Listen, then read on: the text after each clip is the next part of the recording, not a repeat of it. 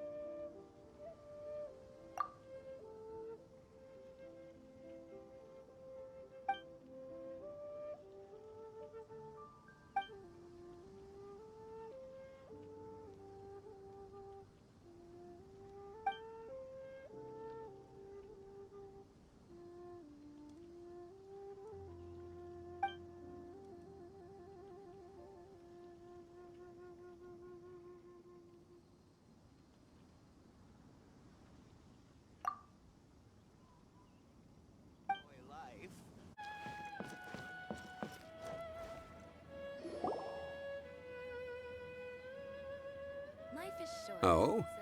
I didn't think I would see you here. Are these two your friends? Yes, we had the fortune of meeting not too long ago. They are quite a knowledgeable and talented pair. And Traveler, we were just discussing the history of Rex Lapis. Would you like to listen? This, good sir, seems not to appreciate the almighty power of the Lord of Geo. As a professional archaeologist, I'm inclined to correct some of his erroneous views. We are discussing the whereabouts of the first Mora. The first Mora? As everyone knows, the Lord of Geo taught the ancient people of Liyue the craft of smelting, creating goods that allowed them to develop trade with the early nations of that time. Today, Liyue holds the sole right to cast Mora in the entire continent of Teyvat. The world's very first Mora should have been cast by the hands of the Lord of Geo himself thousands of years ago. According to my research, as well as my own hypothesis, I believe that this coin of unique historical significance has been passed down secretly through the years as a kind of token. For example, perhaps the Qixing who control the Liyue use it in some kind of unknown ceremony they hold when they come to power. No. My research indicates that the first Mora coin is not such a Mora is a catalyst. This we all know. Even today, Mora is used in the mystic arts for its curious properties of weapon enhancement. The world's first Mora would no doubt possess the strongest power. My next historical treatise will boldly expound on the newest findings from my intense decade-long research. That is, that the Lord of Geo used this original Mora as a catalyst to enhance a dagger and a sword. A dagger and a sword? Well, buy the book when it comes out to read the full story. For now, I will only reveal this. The one who finds the dagger shall become supreme in Liyue, and the one who finds the sword may be crowned Liyue's sovereign. I can't say I agree. Let us not speak of the authenticity of the dagger and sword first. But Mora and money came about simply because they are a convenient measure of a contract's value. Rex Lapis just meant for Mora to serve as a catalyst for people to exchange and trade. The world's first Mora is probably just an ordinary coin created by Rex Lapis. As for its fate, the same as all Mora, I suspect. It was simply spent somewhere. I think that Mr. Hanshua's hypothesis seems reasonable. Mr. Zhongli's argument, on the other hand, lacks any evidence. How can you so easily dismiss the Lord of Geo's profound foresight? No, I am not debating right or wrong. I am simply stating a fact. Enough! Do you think you understand the Lord of Geo more than me? I know but little about history, and I wouldn't dare to brag. But discussion is meaningless if everyone has the same opinion, no? Well then, answer me this. Long ago, when Liyue Harbor was being constructed, the Lord of Geo taught the people how to build houses. The model home he used to teach them was completely cast from Mora. That is correct, indeed. Okay, then tell me. Why would the Lord of Geo do something so extravagant, if not because of the mystical power that Mora contains? There's a simple explanation, really. To the god of wealth and commerce, what material is easier to get than Mora? Oh. I mean, I am talking about Rex Lapis. Excuse me, sir. I have some questions about archaeology. Can we find somewhere quiet to chat?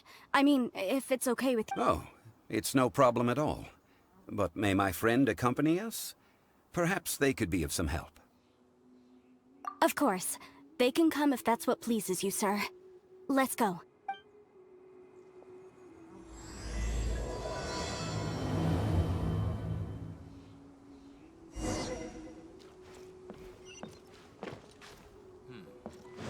Adventure time! What I'm about to say is a bit disrespectful of the Lord of Geo and would draw a lot of angry looks. So it's best to discuss this somewhere quiet. Your argument just now exhibited acuteness of speech and thought. Most importantly, you don't fall for the boasting and acting of the others. You remain objective. So I have a question for you. Perhaps you will answer differently from other scholars. Do you think that all the gods that the Geo Archon killed were evil? Let's not analyze it in terms of good versus evil. Rex Lapis placed great importance on the integrity of contracts. So any gods he killed certainly must have broken some kind of contract. Right! The Lord of Geo wouldn't kill the innocent. But when I was doing some research, I learned about the legend of the god of salt. The god of salt, Havria, was a very kind god. But she encountered Morax one day in battle. Morax used a rather underhanded trick to assassinate her. What? No way! This bit of history is a long story. But you may not like the truth when you hear it. Don't worry, please tell me what you know. This event, I've already searched for answers for a long time. No, it's just... Where should I begin? Over here, Mr. Zhongli. I've been looking for you. So you're over here all this time. Put down your weapon and stay back. Otherwise, Paimon's reporting you to the Millilith. First of all, I'm not holding a weapon. There's no need to overreact now. I'm simply an archaeological researcher from Snezhnaya. I'm not here for trouble. The Fatui say that every time. But this time, I registered with the Liyue Ministry of Civil Affairs. I could show you the official documentation if you want to see it. I will be conducting an archaeological survey here, the results of which will all be shared with the ministry. I heard that Wangsheng Funeral Parlor had a consultant named Zhongli, with immense knowledge of ancient history and archaeology. So I paid Wangsheng Funeral Parlor a handsome amount to hire Zhongli as my own consultant while I'm in town. So you mean to say that this is work for the Wangsheng Funeral Parlor, yes? Well, since it's work, I don't have a choice. A consultant of the Wangsheng Funeral Parlor must respect their duty. Of course you would be such a reasonable man. Well then, let's head out now, shall we? Wait, if you are studying archaeology, can I go too? I am also a scholar in this field, so I can help. That will give us a chance to continue the topic we were just discussing. Oh, and you should tag along too. This experience may be of help to you on your future adventures. It is a story from before the rise of the Seven. Although the god of salt has already perished, it will still be a meaningful experience for your journey. Wait. This is an archaeological expedition, not a tour group. That's too many people. But this friend of mine has a treasure-finding talent, surpassed by no one. It will surely be of great help to us. Oh? What talent? If my friend espies a treasure chest, they will absolutely find a way to open it. Hey, Paimon's good at that too. Well, that is quite enticing. All right then. Well, let's go. There's no time to waste.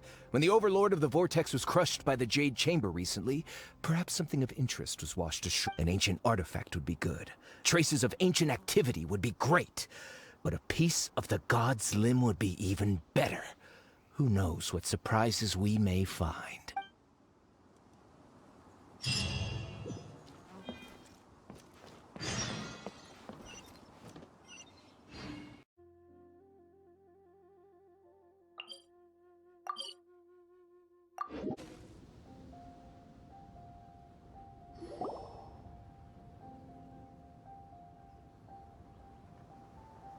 This place looks so ordinary. Can we really find anything valuable here? Huh? Paimon thinks it looks really grand. I don't mean the scenery, but rather that there should be something out of the ordinary. A big battle did just occur and all, and I don't even know where to begin looking here. Guyan Stone Forest is actually the perfect place to be, if you wish to learn about the gods or the history of the Archon War. Legend has it that Rex Lapis threw spears made of large rock into the sea here, piercing and crushing the Overlord of the Vortex. After many years of wind erosion, those stone spears have turned into the unique rock formations we see now. These mountains were the Lord of Geo's weapons? What we see now is just the part of them that remains. The stone spears hurled by Rex Lapis all those years ago were much greater, both in number and in size. But due to the different angles they landed at, their large centers of mass, erosion by seawater, and years of gravity, many of them have been completely swallowed by the sea. So besides wind erosion, the initial collapsing of the stone spears also played a big part in the formation of Guyan Stone Forest. Well, a god able to fight one so powerful as Rex Lapis was certainly very strong in its own right. Indeed. This is where the value lies in research at Guyan Stone Forest. Most of the objects from that time were lost to the sea. But the gigantic waves created by the Overlord of the Vortex have given those sunken objects a chance to see the light of day again. So you're saying that if we look carefully, we'll be able to get very, very rich. Rich with archaeological knowledge and historical value, yes? That's all I seek in life. Well, since we brought so many people, I think it would be best to split up and look. Okay then. I will go with my friend here. Although I have a smattering of knowledge in various disciplines, when it comes to archaeology, I can't compete with the expert here. Huh? Me? What's the matter? This is your profession. Why are you so surprised? I get it. I'll escort him then. Okay. If we find anything valuable or rare, let's meet on the shore opposite from here. The ancient god probably left behind lots of elemental marks. Following them should make our search much easier. Well, go ahead then. Use your elemental sight to look for any marks.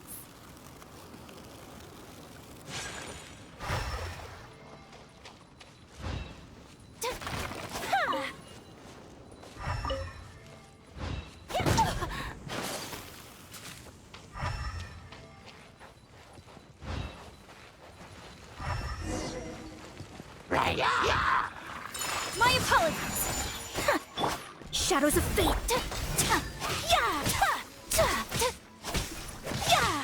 Let's light it up.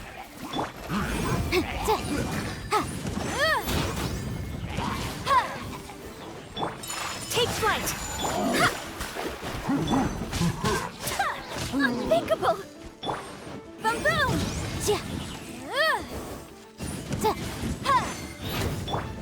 Teamwork is dreamwork. Written in the stars. Sakura swirl. Whirling snow. Motion to compel.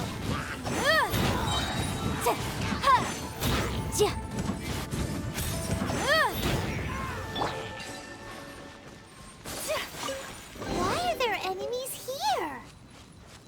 Guyan Stone Forest is a place where a god was defeated, and its remnants still affect the area to this day.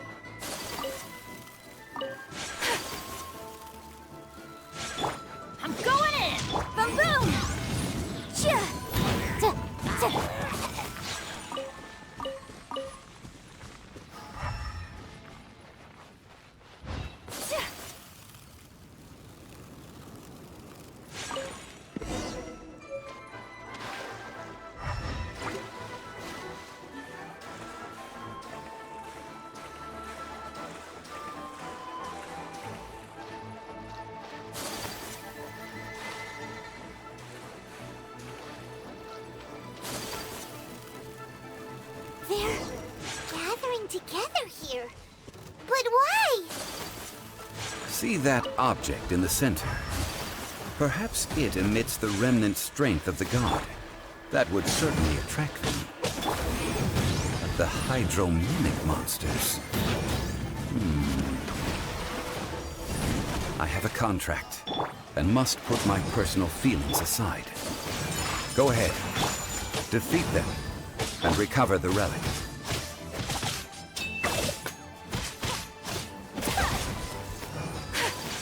My apologies! Adventure time! Everybody stand back! Kamisato art! Sumetsu! Incinerate! Take flight! Wrap up the flame!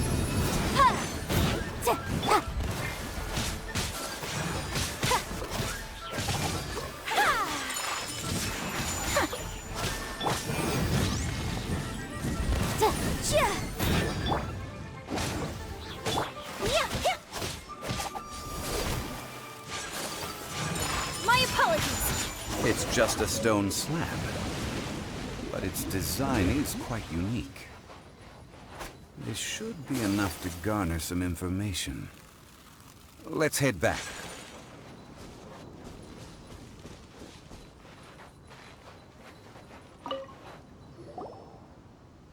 You call yourself a scholar of archaeology? You can't even recognize this or that. What are you good for? We all have our areas of expertise. I already tried very hard to explain. Oh, stop arguing! What in the world happened? This girl just keeps bragging about how she's an archaeologist, but she doesn't even know anything about the surrounding ruins. I even know more than her. She left me to rely solely on guessing, experience, to find anything valuable to take back. Ugh, what a waste of time. I've just been researching the God of Salt, so I'm not familiar with sea relics. Is that so strange? And you kept asking about how much Mora everything is worth. Can the value of relics only be measured in Mora? Isn't measuring their value in Mora the easiest way? This also matches the traditions of Liyue, does it not? Now, calm down. No need to make a fuss. We were able to bring back some intriguing objects. Let's have a look. Oh, what a shame. These objects were indeed washed ashore by the Overlord of the Vortex, but they have nothing to do with the god besides being in the vicinity at the time. The stone slab we found, however, has a mysterious pattern and faint aura of divine power. Perhaps it will be useful for research purposes. Quick, give it to me. At least we didn't come for nothing. The power of the gods, yes! This is good. Oh, but these other objects are certainly worth a little something, right? It should be enough to cover the cost of hiring you. It's all mine. So, it's only valuable for research if there are remnants of divine power on it? Not at all. My quest to uncover the history of the God of Salt is because history can tell us about culture and beliefs. But you're just trying to use archaeology to get rich. Nonsense! I'm a professional archaeology researcher from Snezhnaya. I swear. If I'm lying, may the Lord of Geo strike me down. Oh, by the way, you probably don't want to sell that teacup. Oh? Why's that? That's not an ancient teacup. It's part of Ningguang's collection. It must have fallen here along with the Jade Chamber. So unless you want to mess with the Qixing... Ah, I see. What a shame. It was of such high quality. See? You do want to sell these objects! But, so what? Why can't I pursue wealth both intellectual and material? Don't be so simple-minded. All right then. No need to stay here any longer. I'm rather quite intrigued by the God of Salt too, actually. Let's go to Saltarai next.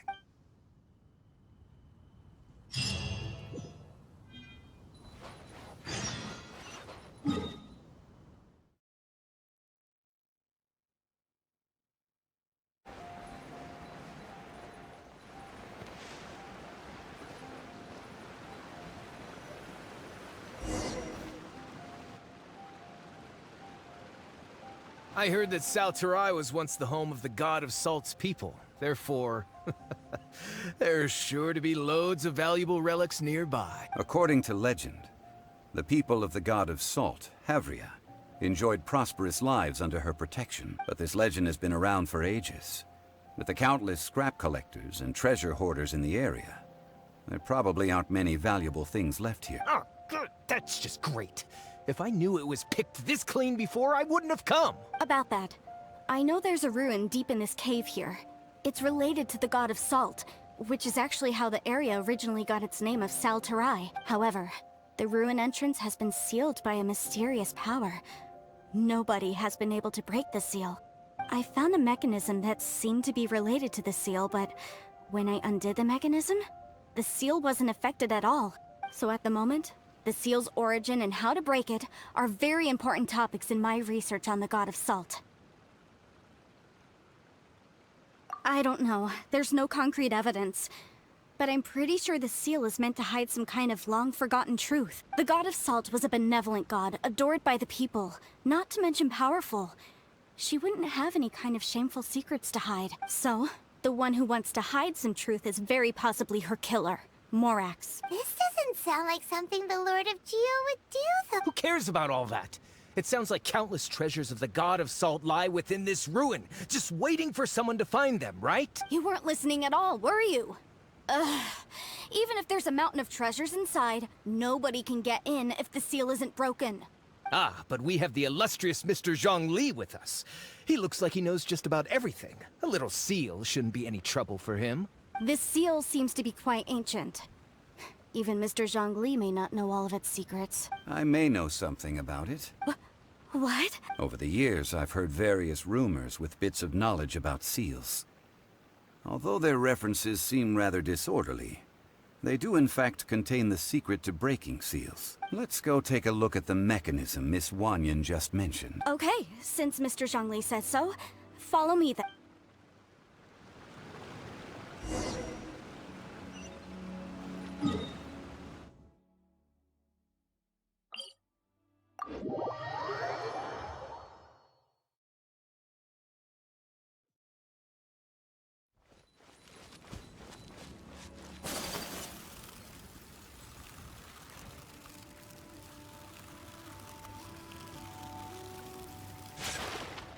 Here it is. There's some debris scattered here that, when put together, look like they definitely had to do with the God of Salt. According to the inscription on the side, if one looks from a certain angle, the secret to the mechanism will be revealed.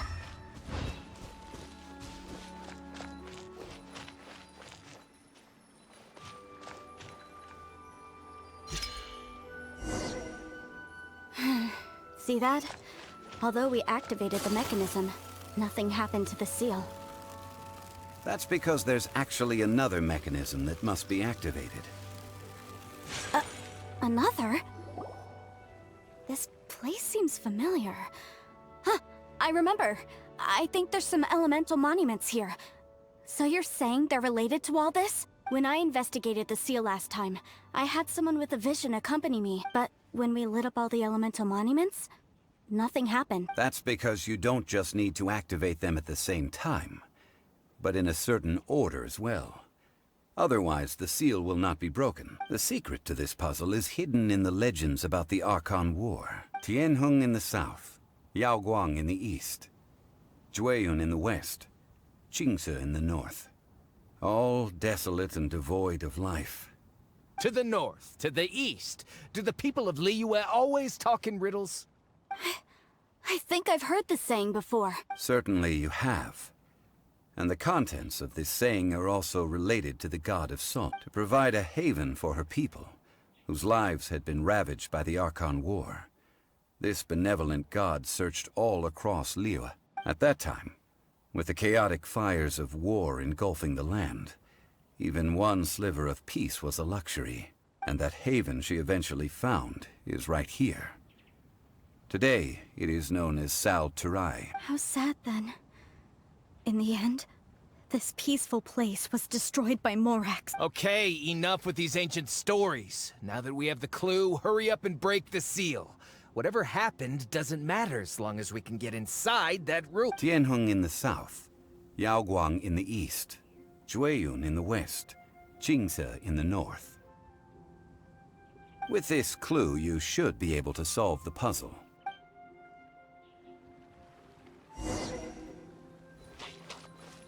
Let me lead the way from here.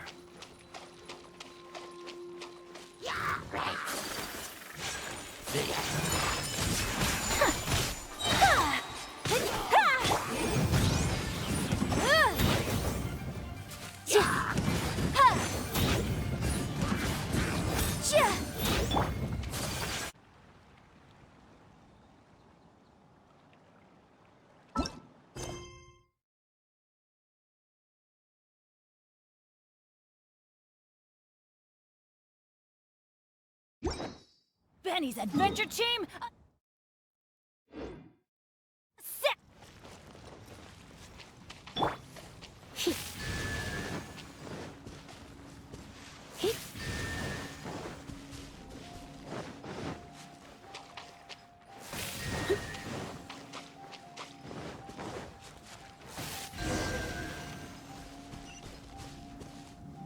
Look! The seal really was broken! Mr. Zhongli is indeed quite remarkable. It was nothing, really. Now, it's time that people learn the hidden truth lost to time.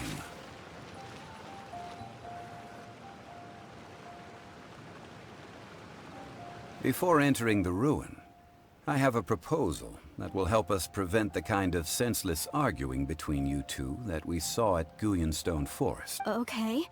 What is it? I propose you two agree upon a contract, stipulating that we alternate who gets claim to each treasure we encounter, with only one object permitted per claim. To show my sincerity, I won't be taking any treasure. This will just be between you all.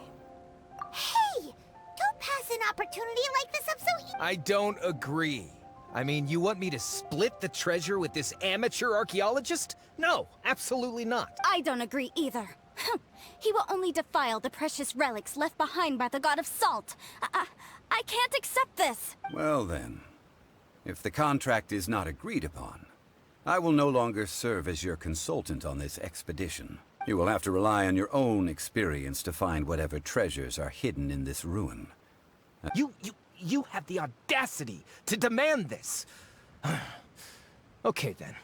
Even half of the treasure in the long-sealed ruin of the God of Salt should be enough to make a fortune. If you want me to agree upon this contract, so be it. I just have one request, Mr. Zhongli. If we discover the truth behind the God of Salt, you must judge it fairly, even if the truth harms Morax's image. I can accept this arrangement. Well then, let's go.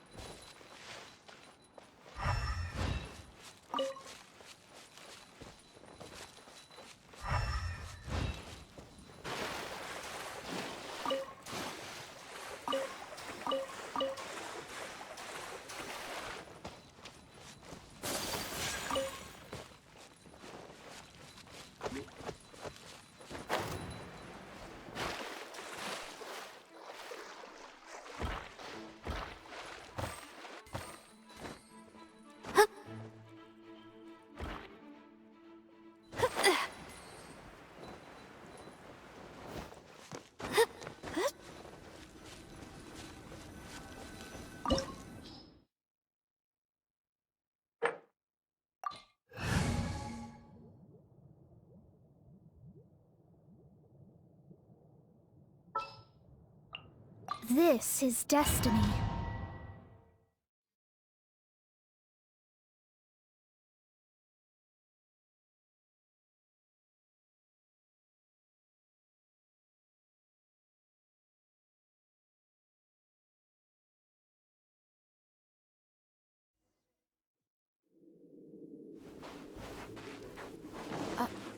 Are these statues? No. These are people. Ugh. They were probably followers of the god of salt. How did they become this way? What in the world is hidden deep in this ruin?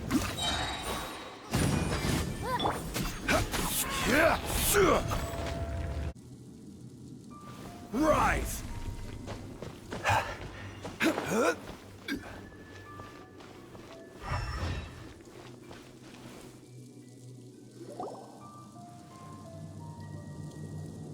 Look at this! It's filled halfway with salt. It just looks like a fancy salt holder. Seems like the god of salt was a god lacking in treasures. According to my knowledge, it's no ordinary vessel. Although it is only half full, it is also forever half full. That is to say, it is bottomless. What? You're saying that even if I pour the salt out, the amount inside won't change? Exactly. Able to produce endless salt. The god of salt is powerful indeed. Finally. After all that effort, I've found precious treasure. I claim this as mine. I just need to pour the endless salt into 1,000 or 10,000 bags. I can sell it and make a fortune! Hey! How can you use a relic of the god of salt for such a shallow pursuit? If Mr. Clement wants this salt chalice, then the next object we find will belong to Miss Wanyan, according to the contract agreed upon. Of course, as we agreed. But how can anything be worth more than this rare Since we have a contract, it's no use for me to fight with him. Then let's move on, shall we?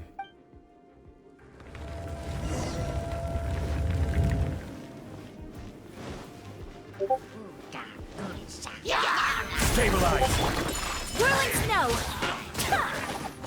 Boom!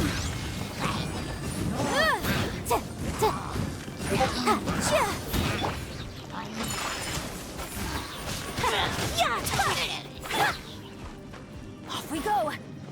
Adventure time!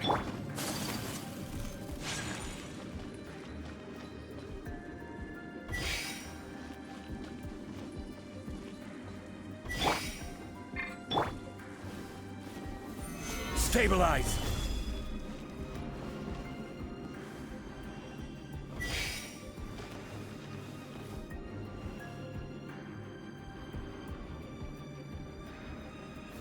Gather!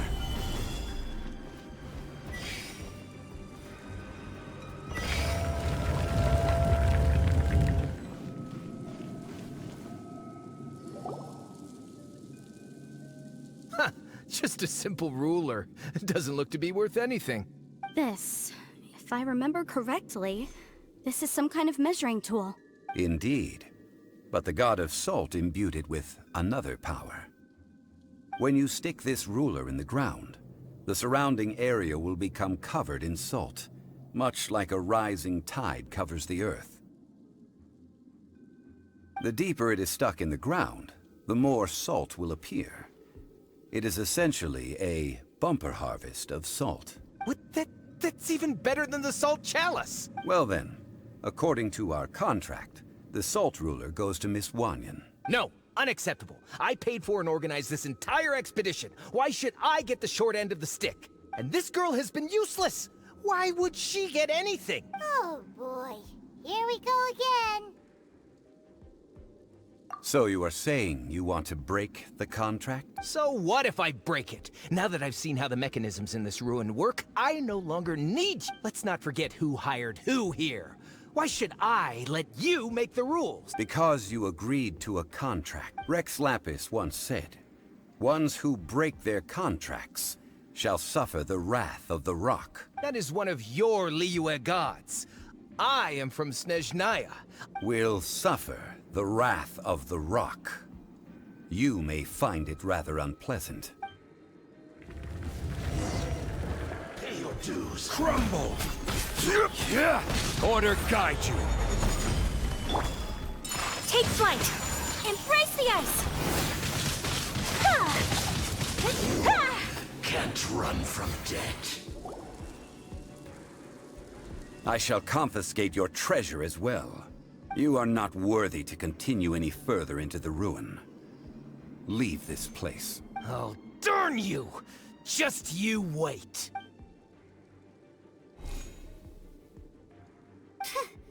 Some archaeological survey.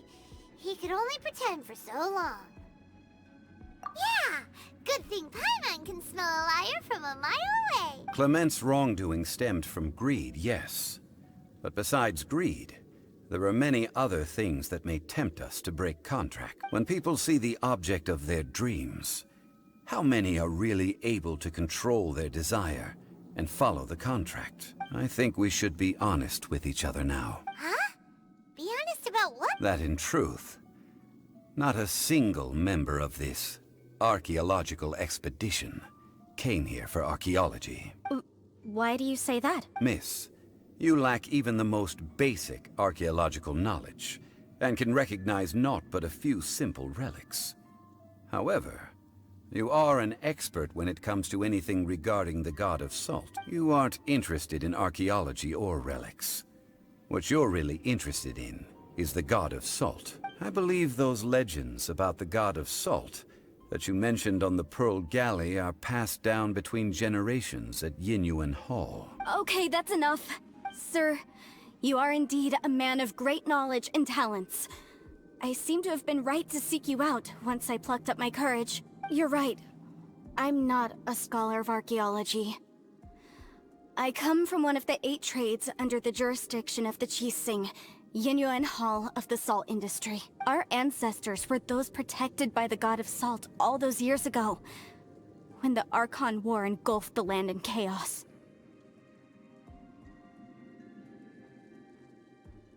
Oh, right! Now that you mention it, the people of Liyue very seldom use the name Morax. During the war, Morax assassinated our god out of envy for her power. He left us alone and lost in the world. We hate him! But this is Morax's Liyue after all. And its history is written as he wishes. So I seek proof of Morax's guilt. He has blood on his hands and cruelty in his heart. We agreed to a contract that we will face the truth head on, didn't we, Mr. Zhongli? You must judge this history fairly. Naturally, of course. But I must add, Liyue is no longer Morax's Liyue. Come with me. All the answers you seek lie ahead.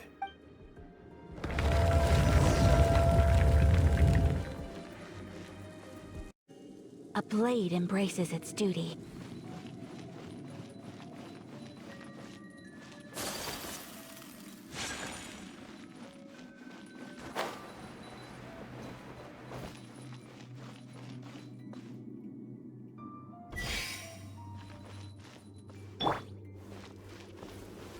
Quake!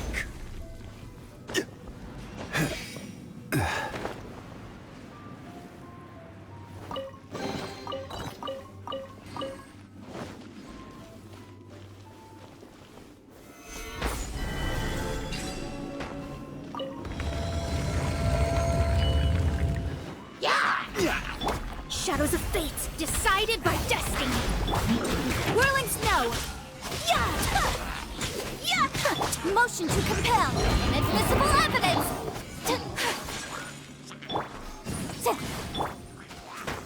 Teamwork is dreamwork. Rise! I will have order.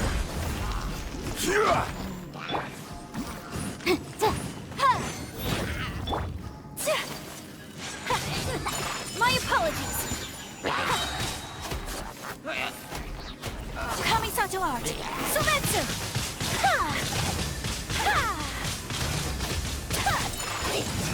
Let me scry.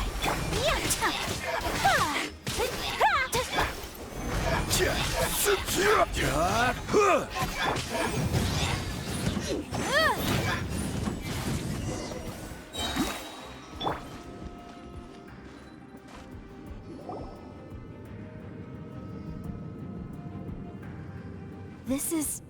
Aha! It's a broken sword! This is proof! This proves that the god of salt had to fight back! Fight back against the evil Morax! But the power of this sword surely is much greater than that of the Salt Chalice and Salt Ruler. If we can repair the sword, then we can show the world the mighty power of the God of Salt. It does look like something left behind after being defeated in battle. 2 pieces of a broken sword. From an archaeological perspective, these are 2 separate relics. According to the contract, you can only claim one. Why? We were alternating claims to treasure, true. But Clement is no longer here. Yes, but the only one object per claim clause still holds true. This logic! Zhongli, she seems like a good person, and no one is fighting over the treasure. How about you let this one slide, huh? When there's a contract, nothing can be allowed to slide. If the contract is not followed, then it is broken. No! If I only take 1/2, then it can't be repaired, and the power of the God of Salt cannot be restored. No matter what, I must be faithful to her. Even if it breaks the contract, I don't care. So you are already decided? Then there is a price to pay for breaking the contract. Zhongli! That is to say, you consign yourself to suffer the wrath of the rock. That's okay. The God of Salt gave up her life to protect her people. My sacrifice is nothing compared to that. Punish me however you want. Just let me take this proof of my faith. No, you can't hit her! Perhaps that punishment would be easier for her. But, as punishment, I will tell you the truth. Huh? The truth? You mean the truth is my punishment? Yes. The truth that I am about to tell you shall be your price to pay for breaking the contract. I'm afraid to say that the God of Salt, Havria, was not the powerful god you imagine her to be. Rather, she was a small and weak god who yielded to all other gods. When it came to war, she lost, never able to win a seat among the 7. What? During the Archon War, the gods of this world used all their strength and cunning to vie for control of Teyvat. But Havria instead chose to flee. She thought that by giving up before a fight could start, she could save herself and her people from the war. However, during such a long war, there is no end to the advances of aggressors. After making countless concessions, Havria lost all of her lands, until only one small haven remained. No! It can't be so. In her last days, she had not even a single blade to defend her people with. Not even a single blade? Then... This sword is not a relic belonging to the God of Salt, but is instead the murder weapon used to kill her.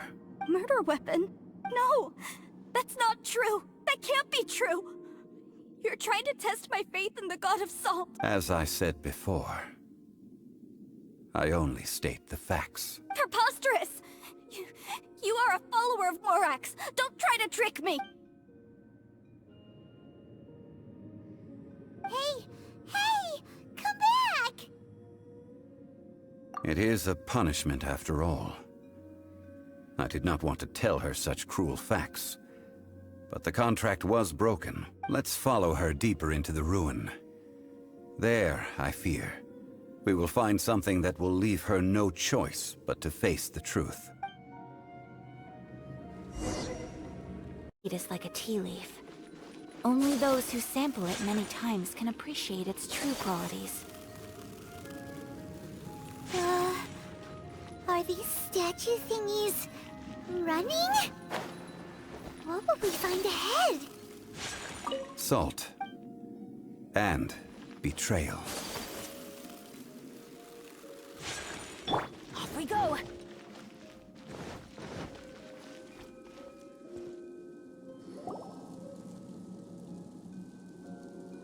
What are all these? What did they see? What did they do? What happened? Since you do not trust me, let us continue onward.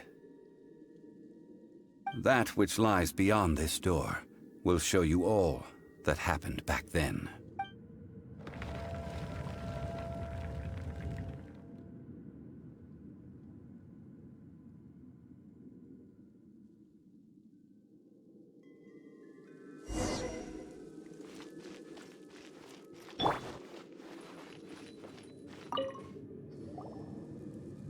This is the scene of the crime. Havria's body dissipated, leaving nothing but these traces of salt. Her dying moments have since been frozen in time to this very day. The story continues that some among her people realized at last that this gentle, kind, but weak god could never protect anyone in wartime. The Archon War was cruel in the extreme. Instead of consigning her to the agony of defeat, they thought perhaps it would be better to give her a quick release. But what about these statue thingies? No matter how weak the god, the power that flows forth when they are slain is beyond the strength of mortal coils to bear. Those who could not flee were thus transformed. Those of her people who were untouched by this disaster left for Liyue, where they sought refuge with Rex Lapis. Their descendants feared Havria's remnants and lived in terror that she had laid upon them an eternal curse. So they risked their lives to come here, to break the sword and offer up obeisances in hopes that her anger might be appeased. But they need not have done so. For how could a god who had never once resisted, even till the end, nurse hatred for her people in her heart? Even if this is so, I can't! This must be a lie! A false history! All of it! Don't you dare try to shake my faith!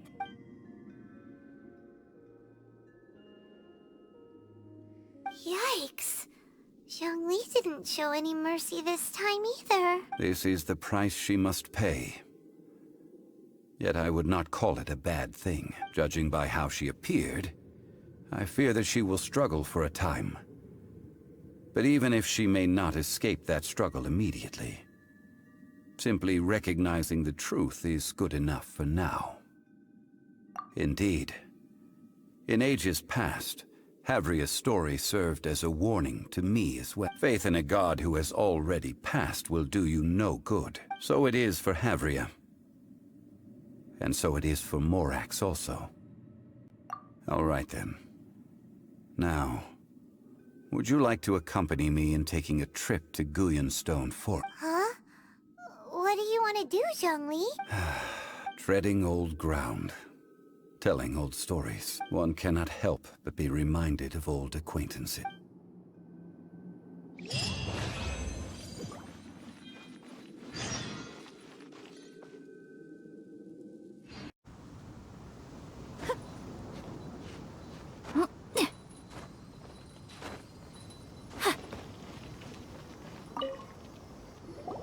Now, I mentioned before that many gods of old have been sealed beneath the Guyanstone Fort. The Adepti have presently handed Liyue over to mortals, and Havria's time was even further in the past. The Salt Chalice and Salt Ruler that she left behind should not return to Liyue. To leave them here is to let them slumber. And it is also a homecoming. I ended an era with my own two hands. I've always wondered how I should remember that which I ended. History records, but history may be changed. This incident proved that. Time is a mighty force, and history's twist in its flow. I need to find a better way of recording history in order to engrave its truth. Stone carvings were one such ancient method, but unchanging stone, immovable earth, even one such as myself. Someday we may all disappear. Zhongli. Therefore, I thought of you, traveler. You are one who crosses the celestial atlas, and who passes through countless worlds. If our history is engraved in your memory, It will one day accompany you into another world. As long as a traveler like you is able to record what happened, then a backup of sorts will exist for times and tides of Teyvat. Sounds like tough work. Now then, it is time that we consigned both the Salt Chalice and Salt Ruler to the sea. Huh? Why do we need to throw them into the sea? As I said before, this is the place to which the remnants of many bygone gods are consigned. This includes Osial, Overlord of the Vortex, who the Jade Chamber most recently returned to this ocean prison.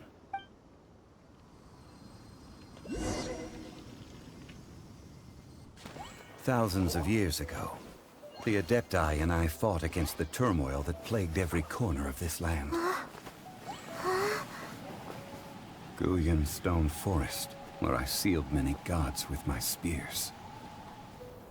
After so long, naught but folktales remain. Osial, you and I were foes, but our ancient grudge is but a bygone memory now.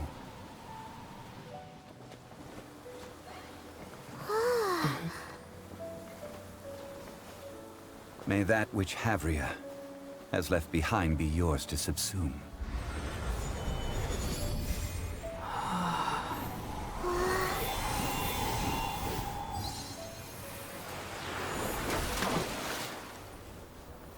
And thus another spark of divinity departs from Liyue. My legacy shall now be left to those who come after to debate.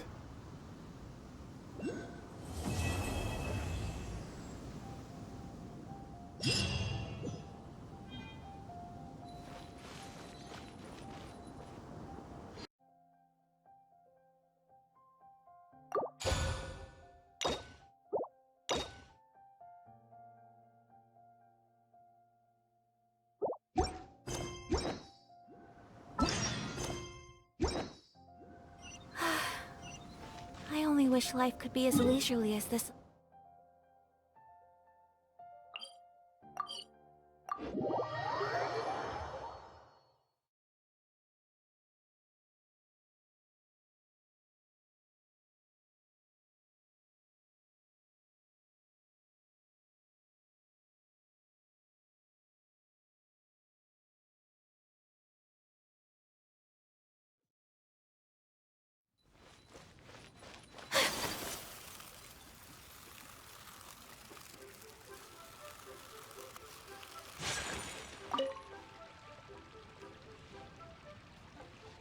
Hi, Catherine! It's us! Any new commissions? As a matter of fact, there's one that looks perfect for you two. Uncle Dai is one of the foremen at Huishan Hall over in Liyue Harbor. He's hoping the Adventurers Guild can spare some manpower. What is it we have to do exactly? I believe you'll be looking for workers. Ooh, looking for people? Awesome! We're good at that! I have no reason to doubt your abilities. I'm sure the details can be worked out face to face. If you're willing to accept this commission, head over to the dock and talk to Uncle Dai.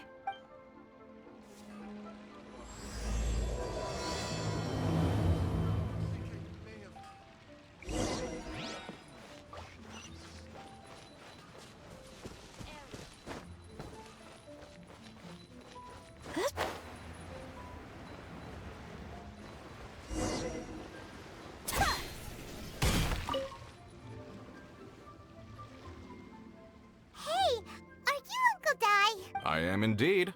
Ah, now then. You must be the adventurers assigned by the guild. Huh? How could you tell? By the clothes on your back and the look on your face.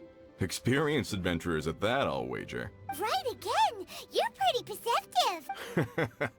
In this trade, you need a sharp eye for people, not just rocks. Uncle Dai can see what you're made of from a long way off. Alright, my assistant should be arriving soon, so let's just wait here a moment. Woo-woo! That's why we're here! Now there's someone else taking a cut? Well, to tell you the truth, this is a very difficult matter. Too much for adventurers alone to handle life here. So there is someone else! Do you think we're not up to the job? It just occurred to me that you don't have all the facts. The incident in question happened in a mine, and it's a little out of the ordinary, to say the least. Mines are dangerous places, as I'm sure you're aware. As such, I've enlisted an industry expert to cover all contingencies. Last time I checked, adventurers weren't experts in ore appraisal or geological analysis. With a professional by your side, everything should run smoothly. Besides, this guy's the best in his field. No matter the rock, he'll tell you its value to the nearest mora at a glance. I'd go as far to say that there's not a soul on Tevat that knows rocks better than him. I'd be a fool to not enlist an expert of his caliber. You're a fool if you think you found Tevat's #1 rock expert. Oh? And why might that be? Because Tevat's #1 rock expert happens to be a friend of ours. Ha! Didn't expect that, did you? Wait here, we'll go fetch him. Hanno bets Zhongli is listening to the storyteller. Let's head over.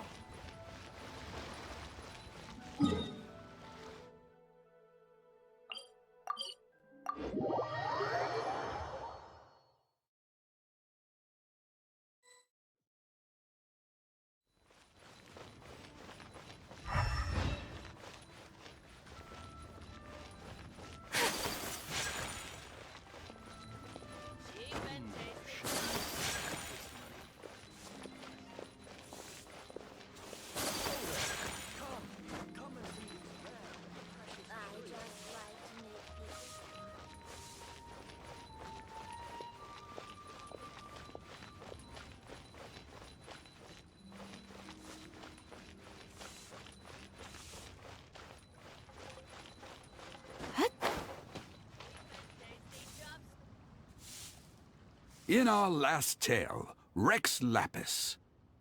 Zhongli, there you are! Oh, here for a few tales? I didn't know you two were connoisseurs. Oh, no, we're here for you. Do you have time? Ah, something I'm rarely short of. We need someone who understands geology and ore. Someone who understands geology and ore. Take a look around. Is there anyone in Tevat more qualified? The requester claims to have enlisted Tevat's #1 rock expert, but Paimon doesn't believe a word of it. Nobody understands rocks better than you. You appear to have taken his claim quite personally on my behalf. Oh, no. It's just... Uncle Dai doesn't know what he's talking about. Paimon just wants to enlighten him. I see. Well then, it will be my pleasure to accompany you. Really? But I should inform you that despite my expertise, I cannot necessarily claim to be a leading authority. We are at all times adrift in a sea of learning. New knowledge should be welcomed with open arms. Still, I imagine I will be of help to you in this endeavor. If we do encounter an expert, I look forward to broadening my own understandings. Stop being so modest, Zhongli. Well, we got him. Let's head back to Uncle Dai.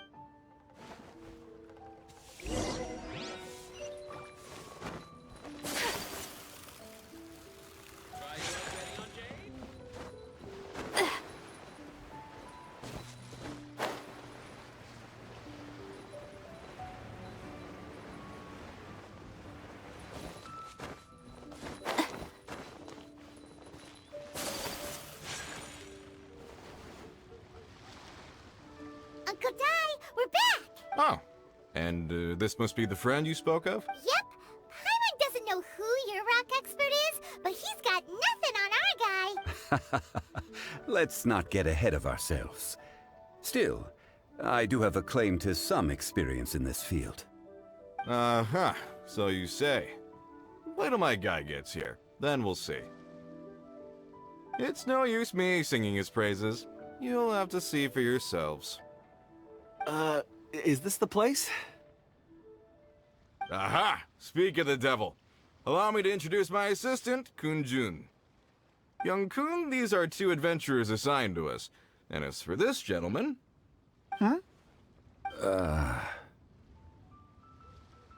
Wangsheng Funeral Parlor's consultant. Mr. Zhongli. I've heard about you. They say you're a man of great knowledge and many talents. I had no idea I'd be meeting you in person today. I'm sure I recognize you. Have we met at the parlor? Wait, I've never been to the parlor. Uncle Dai, aren't you gonna test them? Huh? I wouldn't know where to start. Then they can figure out a way to test each other. If Zhongli wins, he's the assistant. If Zhongli loses... never mind. Zhongli won't lose. A contest? Why, it would be my pleasure. I admire your enthusiasm. I must say, you certainly have the look of an industry expert about you. It'll be interesting to see which one of us wins. Stop talking the talk and start walking the walk. I'm just saying it like I see it. Which is, incidentally, the only skill I have worth talking about. So you're an appraiser, Mr. Kunjun. Well, no. Actually, I've already forgotten what I'm in Liyue Harbor for. I was standing by the side of the road one day when Uncle Dai called me over. He saw me holding a rock and asked me a few questions.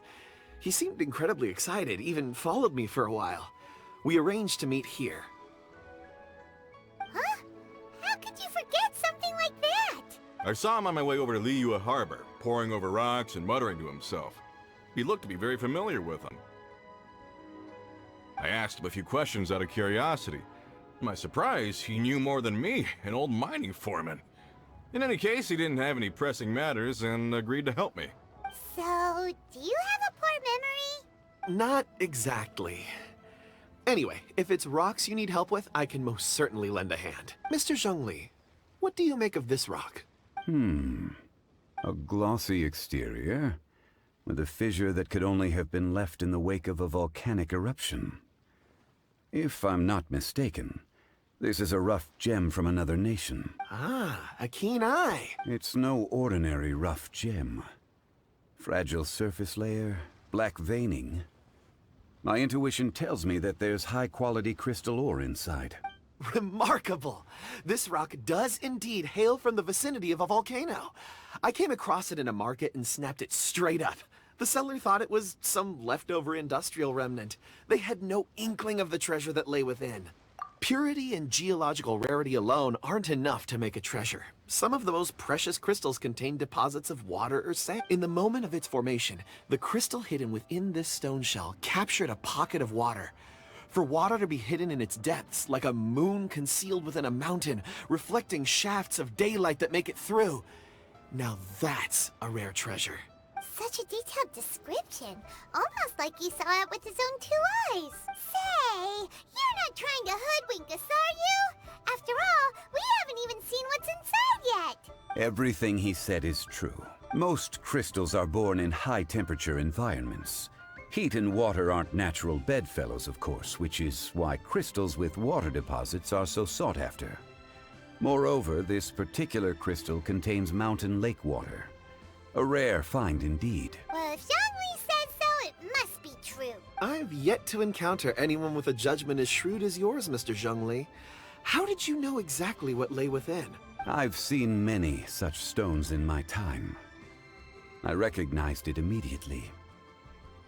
I hope you didn't mind me flaunting my experience, Mr. Kunjun.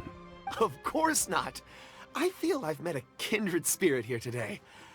I hope you will accept my friendship. Uncle Dai, it would be a mistake for Mr. Zhongli not to join us. Trust me when I say that his level of expertise is unrivaled in the trade. You won't come across another of his caliber in your lifetime. Very well. There is strength in numbers, after all. Everyone, follow me to the chasm. There are men counting on you to find them.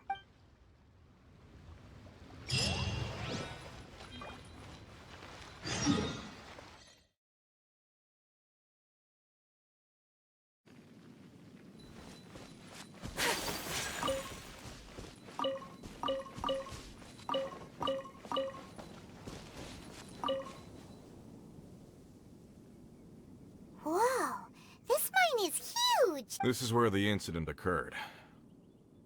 6 days ago, a group of us left the site to attend to other matters. When we returned, the 4 men we'd left behind had vanished. I led a team around the entire mine, but found no trace. That's when I decided to enlist help. So 4 miners have disappeared. Yes, there were 10 of us. We lost Long, Bold Sen, Brave Sen, and Mao. I worked with all of them. Workers in this trade are usually young men in the prime of their lives. Could it be that the four of them left for another mine? Unlikely. There's no other lodging for miles around, and we didn't pass any other mines on the way over. Huh. Such a huge mine. Did you really manage to explore every corner? Underground, overground, we left no stone unturned. We tried everything short of digging further into the earth itself. How could four sturdy young men just vanish into the bedrock? We'll need to explore the site ourselves before extracting any conclusions. Very well. I'll wait here. Please, proceed wherever you'd like. If you come across any clues, let me know straight away. So strange. How could the four of them just suddenly disappear? Did they run away from something? Let's look around first and see if we can find any clues. Over here! What's this? A pile of shirts, some trousers. A few everyday items. They must belong to Uncle Dai and his men. 1, 2, 3, 4. Huh. That seems right. 10 shirts, 10 pairs of trousers. These must be spares, right? Look, Uncle Dai's clothes are identical. The four of them have been gone for 6 days without a change of clothes. There's also a few handkerchiefs and some soap lying around. Oh, and some tool belts. Items for washing one's face before the dawn shift. Mining equipment. So, they didn't take any supplies. Correct. Improbable. There are 4 pickaxes missing. It seems likely they left with the tools of their trade. They had time to take their tools, but not their everyday items? Huh. Why would someone set off with their tools, but leave their luggage behind? 1, they were working close by and didn't need to move their personal effects. But seeing as they've yet to return, this seems an unlikely hypothesis. Or 2, they were forced to leave and had no time to think about their supplies. Oh. It's certainly a possibility. We'll need more clues before any further inference can be made. If they didn't leave, maybe they were made to leave. Let's make a note and let Uncle Dai know.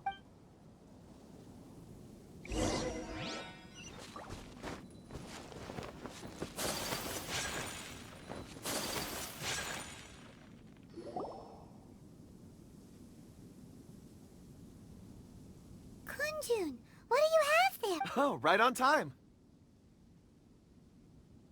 Did you find anything? There's a chunk of ore here. Perhaps there are clues within. Or, what does it have to do with the disappearance? Let's find out. I'll give it a try. A moment, please.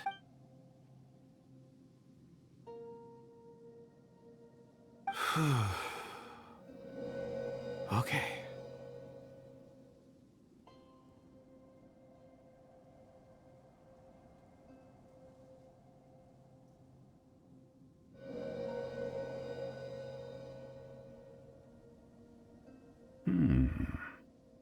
Looks like he's concentrating really hard. What's he up to? I see 4 men following someone out of the mine. It looks like a child. A child? What's a child doing in a mine? I'm not sure. Also, how did you see anything exactly? Oh, I don't mean see in the traditional sense. I would appreciate it if what I'm about to tell you remained a secret. It's a little odd. I've never dared to tell anyone before. I can perceive the memories of ore. Huh? Perceive? So there's no conjecture at work? You mean you can put your hand on a rock and boom, it just happens? I've always sensed that ore contains memories. Sometimes it records events that occur in the surrounding area. All I have to do is touch one and focus my attention, and the memories come to me. Amazing! So you can find out everything that ever happened there. It depends on the ore. Some ores have astounding memories. Others, like iron ore and white iron ore, aren't up to much. Their memories are hazy. Core lapis and crystal memories are much stronger. They record more events and in greater detail. Stone seeing. Fascinating. A rare ability indeed. It was prudent of Uncle Dai to recruit you, Mr. Kunju. I'm glad I can be of assistance. Based on what I saw, I believe they followed this path. This will take us north, away from the mine. North. Another clue for Uncle Dai. Let's make a note of it.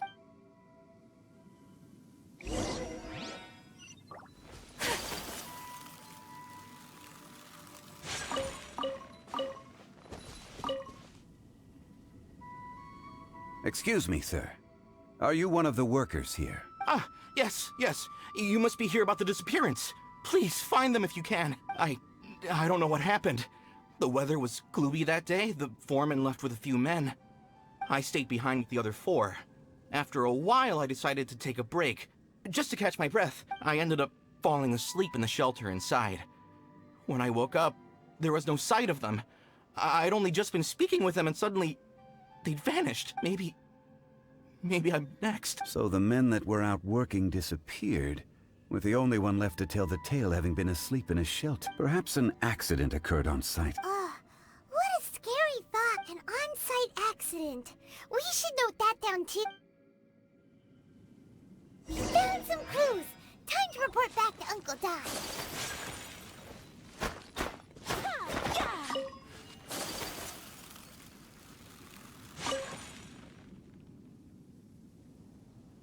You're back. How are the investigations going? We found 3 clues in the vicinity.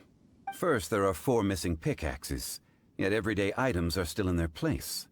This suggests that your men didn't leave of their own accord, but were forced to. Forced to? But who would kidnap miners? Who indeed? Second, there were 5 workers at the mine. One of them left the site to take respite. When he awoke, his colleagues had disappeared without a trace. Those who kept working all disappeared. The one who left early emerged safe and sound.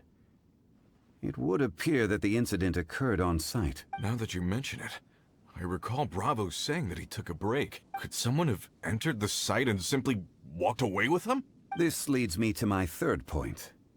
Mr. Kunjun here made good use of his, expert techniques to arrive at a conclusion. It was a child that took your men away. A child? But there are no settlements here for miles around. There's no way a child would have made it over to the mine. Unlikely as it sounds, that's our conclusion. Your men were following a child. Where did they go? We believe that they followed the road north, away from the mine and toward the ruins. North? Right. I'll rally my men and head in pursuit. You've been invaluable to the investigation, but leave the legwork to us. If we set off now and make haste, we might be able to catch them. Not so fast. The incident occurred 6 days ago. Even if they set out on foot, they will have covered a lot of ground by now. You're right. New plan. I'll lead my search party over to the settlements further out and make some inquiries. There are only a few settlements around here with lodging for the night. We'll go investigate and see if we can come up with anything. In the meantime, you could keep looking for clues. If we don't see each other, let's reconvene at Wangshu Inn tomorrow evening. Agreed. All right. Me and my men...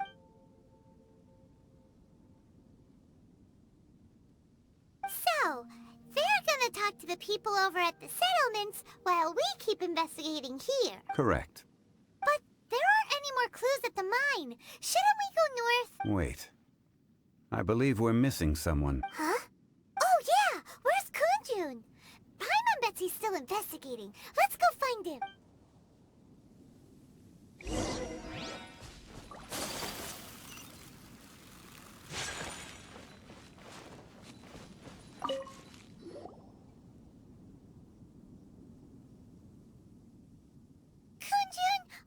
Searching for? We're all out of clues. Let's get going. Apologies. I'm conducting a quick search for my own benefit. I'm looking for a precious stone known as Dragonfall. Dragonfall? Dragonfall is often used in forging.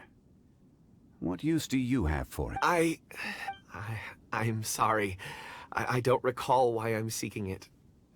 I've been feeling very absent lately. Name and address aside, I'm having trouble remembering things. In fact, I've been feeling extremely anxious. as if there's something I've forgotten to finish. It's an unpleasant sensation. Oh, Paimon knows that feeling. When you know you've forgotten something, but you can't remember exactly what it is. I don't even know where to start with it. I've been aimlessly wandering. That day at the market, I overheard a conversation while I was buying something. They mentioned Dragonfall. It sounded so familiar to me, as if whatever it was I had to do was linked to that stone. So, I decided to look for some. Perhaps if I can retrieve some, I'll remember what it is I have to do. I see. If I am able to during our endeavor, I will help you look for this stone. Really? Oh, thank you, Mr. Zhongli. You're too kind. Think nothing of it. Shouldn't we get going? Heading north from the chasm, we'll reach Lingju Pass. If this is indeed the path they chose, there will be traces. Great! Let's have a look.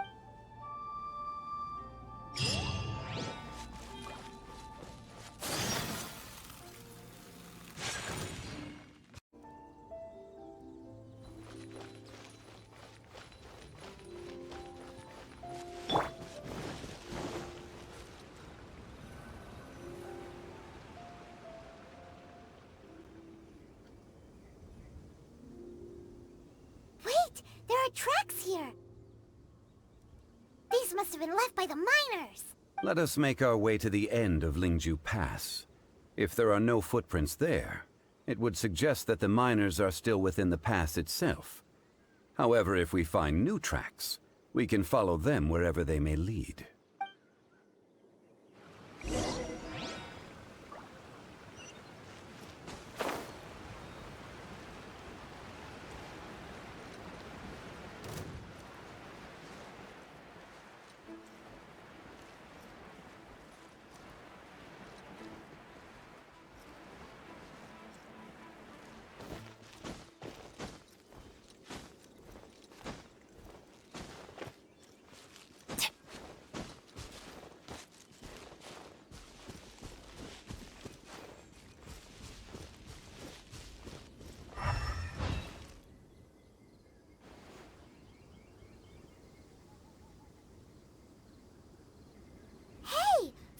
It would appear that they made their way through Lingju Pass and kept moving. If we follow their footprints, we should be able to find where they went!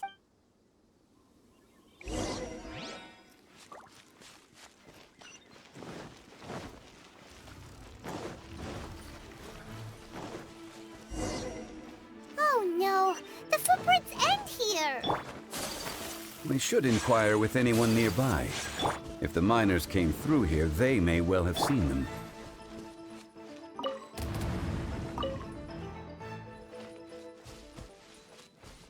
Hi there! Have you seen anyone dressed like a miner around here? A miner? I'm afraid not. Let's try someone else.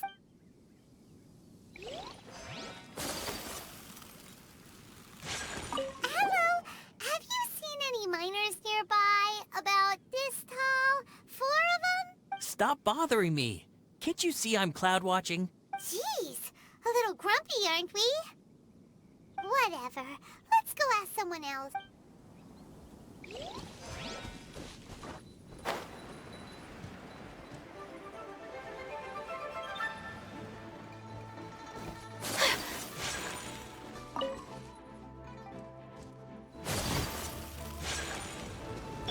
Shadows of fate! Take flight! Ha! Let's light it up! You can't Fate run! is upon you! Well, Kamisato art! Sumetsu! Ha! Yeah!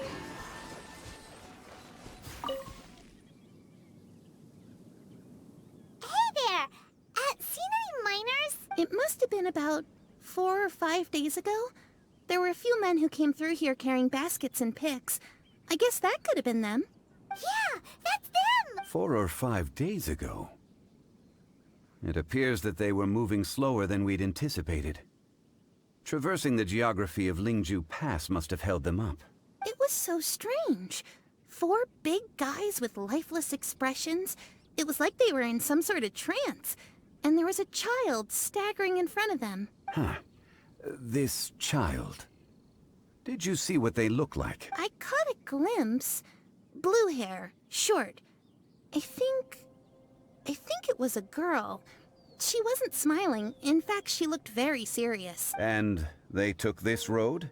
Yes, they followed it straight from here. Let's go after them.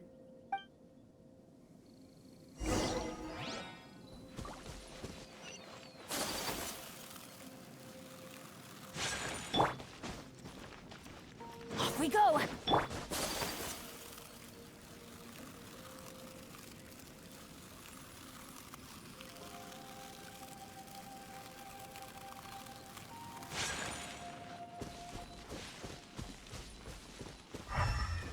More footprints. There's a person over there! Help!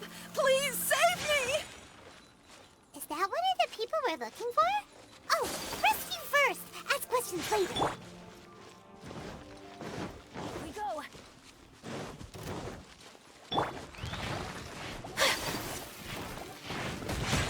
Whirling snow! Yeah. Let's light it up! Leave my space!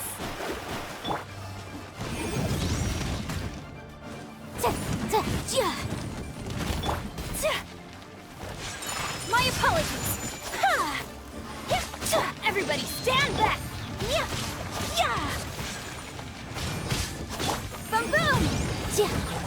The stars are fading.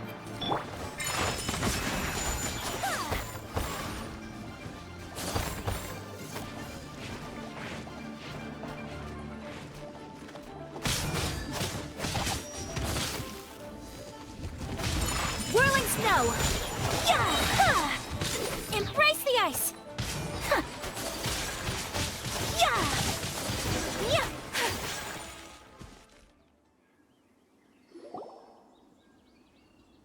Those monsters were so aggressive.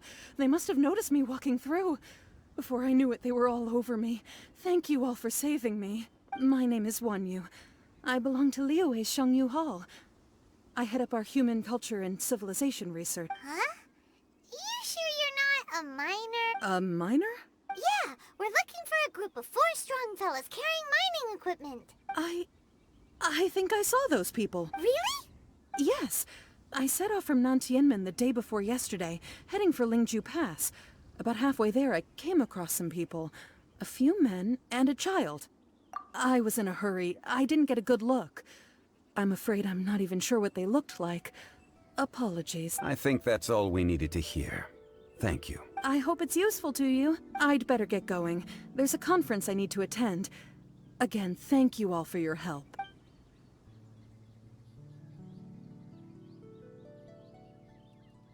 According to this scholar, the miners were heading for Nantianmen. Can we be absolutely sure that it was the men that we're looking for? A child with a group of adults. Sounds pretty close to Paimon.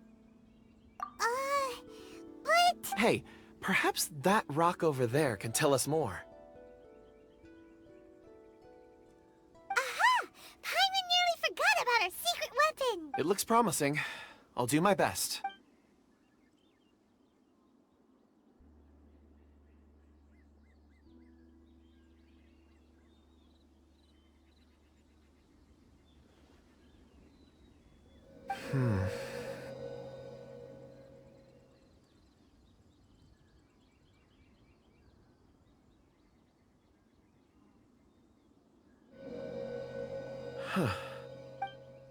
It's the same group, all right.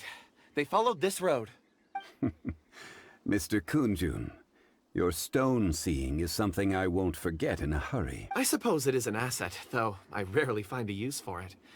But praise from Mr. Zhongli is high praise indeed. It's a good thing we brought our Kunjun compass along. We would have lost all sense of direction a long time ago. You think so? I guess it's been a worthwhile trip then. It feels like we're cracking a criminal case. It's a lot of fun. Be that as it may, we would do well to keep our guards high. 4 fully grown men in a trance-like state, walking ceaselessly day and night, over hills and mountains, led by a child. Oh, you're quite right, Mr. Zhongli. We should have our wits about us. That's not all. Our scholar was attacked by Geovishap hatchlings, but the level of aggression they exhibited was unusual. We have encountered many clues along the way. So far, they've pointed us in the right direction. The miners headed in the direction of Nantienmen the day before yesterday. From here, they would have had to navigate a perilous mountain road. If their destination is indeed Nantienmen, we should be able to catch up with them. Great! No time to lose! I left a mark in the vicinity just now. If Uncle Dai does pass through here, it should guide him to us. Clever thinking! A classic Zhongli move!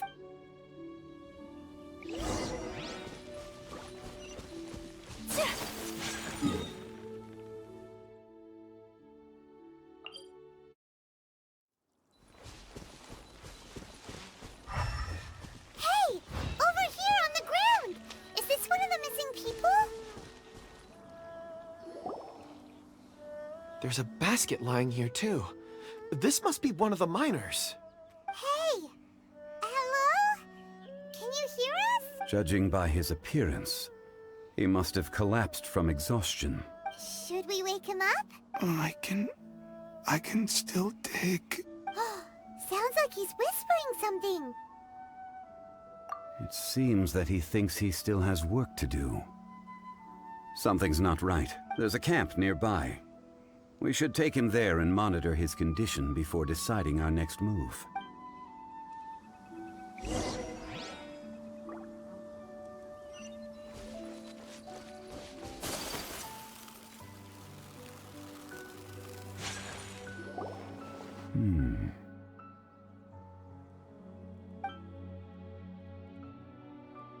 How is he? He won't die, right? He's worked himself into a stupor. Thankfully, he's not in serious danger. Paimon heard him talking about digging for something. Did he dig himself into this state? It's certainly a possibility. It looks like there's something in his pocket. Are these ore fragments?